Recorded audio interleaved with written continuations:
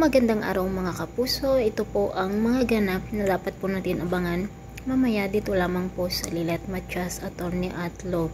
Dahil nga sa pagkamatay ni Meredith ay dito naman po nagkaroon ng pagkakataon na tanggapin ni Ira si Lilet bilang kapatid at ipinangako ang bawat isa sa kanila na gagawin nila ang lahat para sa ganun ay mabigyan ng hustisya ang pagkamatay ng kanilang ina.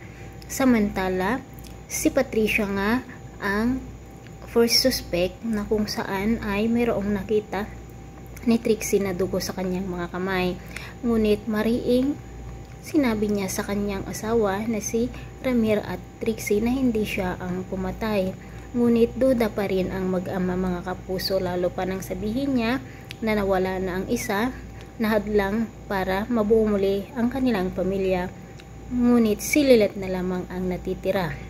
Samantala mga kapuso, hindi naman tumitigil ang mga pulis sa pag-iimbestiga upang makakuha ng ebidensya kung sino nga ba ang pumaslang kay Attorney Meredith. Umiiyak si Lilet habang nasa tabi ng bangkay ng kanyang ina. Pinuntahan nga siya ni Ces at sinabi nga niya na siya daw ang dahilan kung bakit namatay ang kanyang ina. Laking gulat nga ni Lilet sa sinabi ni Ces sa kanya. Samantala, naalala nga ni Ira ang kanilang kasambahay na stay out na walang iba kundi si Evelyn. Ngunit pinuntahan nga nila sa kanilang bahay ay hindi pa ito umuwi at kung kaya't nag-aalala ang kanyang pamilya.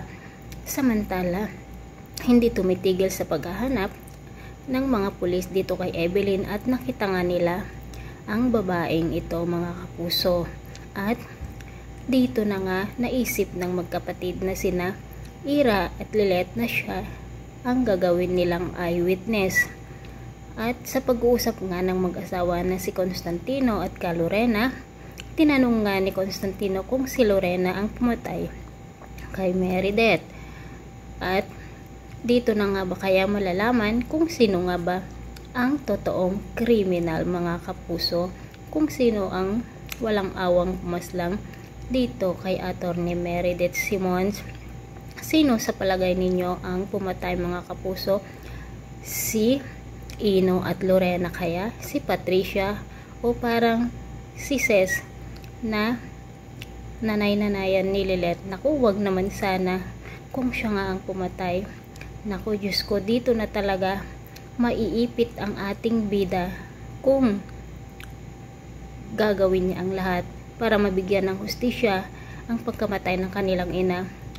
At ito rin ang dahilan upang makulong ang kanyang tinang.